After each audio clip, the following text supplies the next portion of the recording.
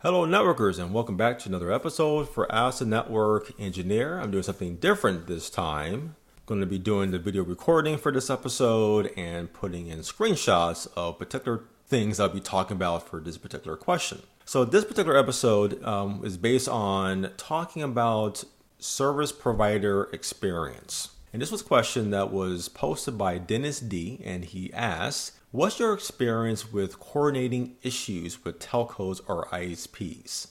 Okay, so my experience varies based on the service provider and the service that is being provisioned, and of course the location. That's a big deal that I noticed from my experience. In general, I have had good and bad experiences with most service providers. AT&T, Telepacific, Comcast, among others.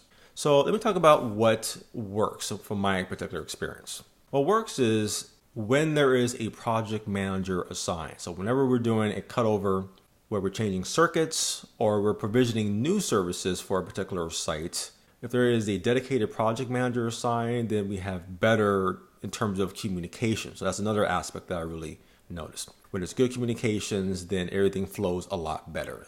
What also works is getting weekly calls with status updates. So again, we're doing weekly calls with the project manager and the engineers just to make sure that we're on the same page and what to expect for configuration, for circuit termination, things like that. Also, having a clear support model with different tier levels is also important. There's also follow-ups and what about escalations? So that has also worked very, very well because for companies, we need to know the support model. We need to know who do we call. We need to know if there's escalations, just things like that. That's really, really important, especially for when we need to do the turn up for some of these connections.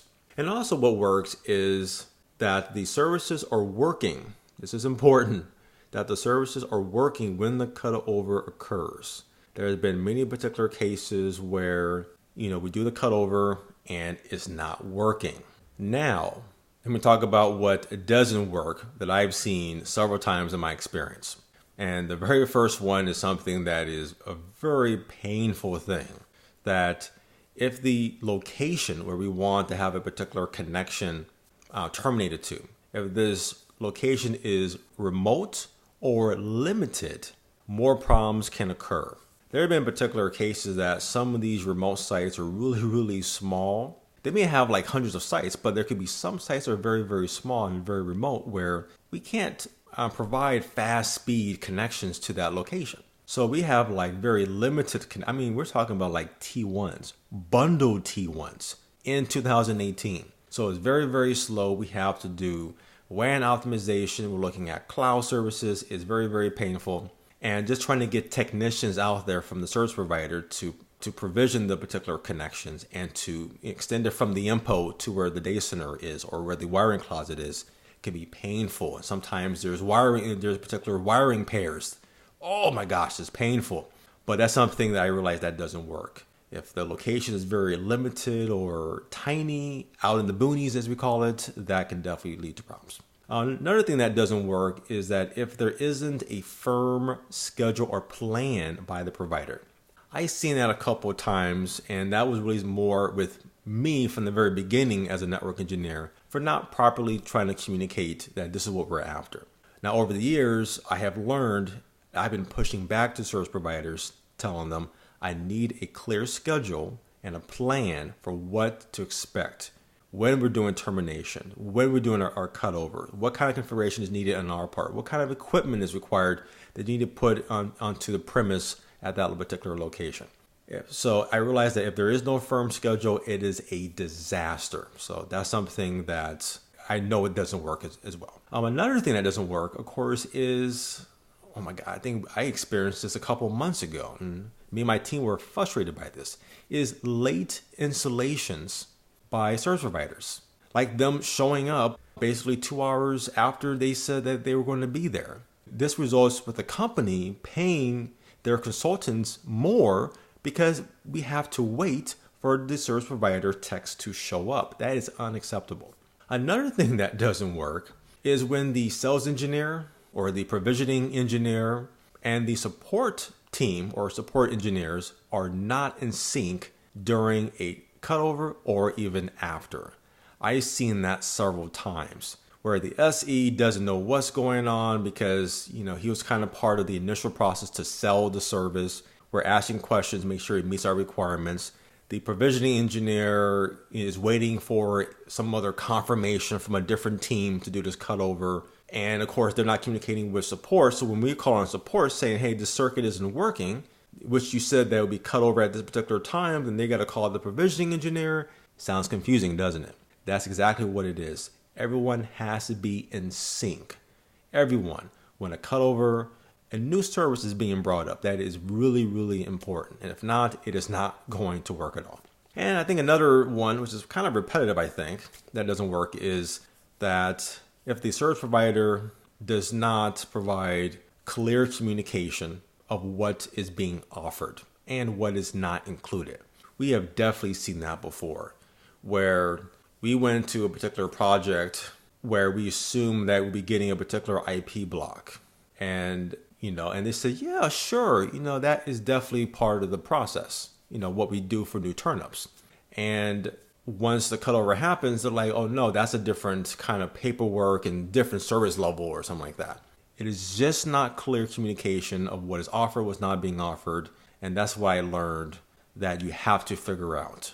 Therefore, here are my final points about working with ISPs on issues, turnups, cutovers, and so forth. So the experience will vary based on who you work with at the ISP. I have worked with a lot of great people where we have a project manager, we had engineers that knew what they were doing, and we had turnups happen very quickly. I remember I was working for a customer and they had like 30 or 40 locations, and we were cutting over from AT&T to Telepacific. We had a project manager, we had engineers, and we had weekly conference calls. And when we did the cutovers, they basically were seamless. Like there were no issues at all.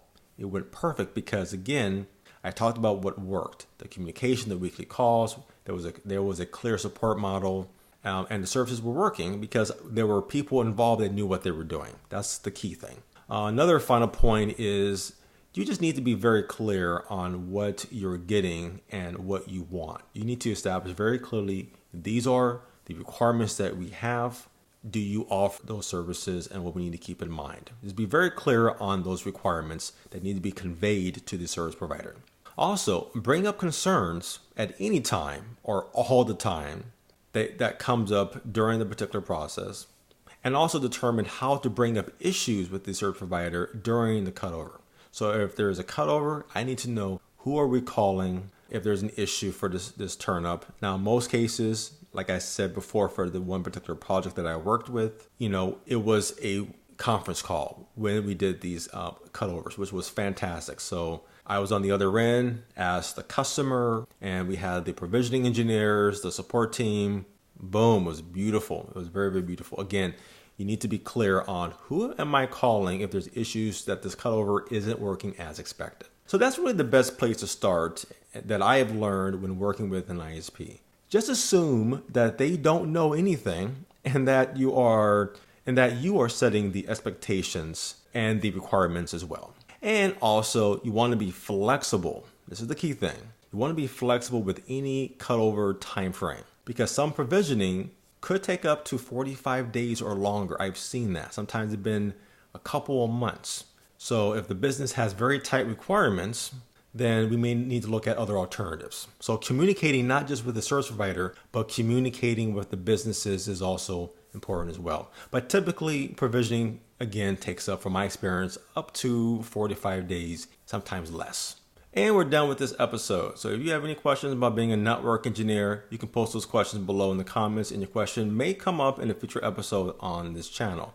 Just make sure to watch all the videos in our collection to make sure that any question that you're posting may have already been answered. So definitely do that. But anything that is new or unique, please post those, because I want to try to get as many new questions that are answered to provide a path to be a network engineer or continued learning and advancement as a network engineer. So thank you for watching this video. Please like, share, and subscribe. And if this video has helped you and you want to support this channel further, support us at routhub.net or on my Patreon page. And until next time, as always, keep networking.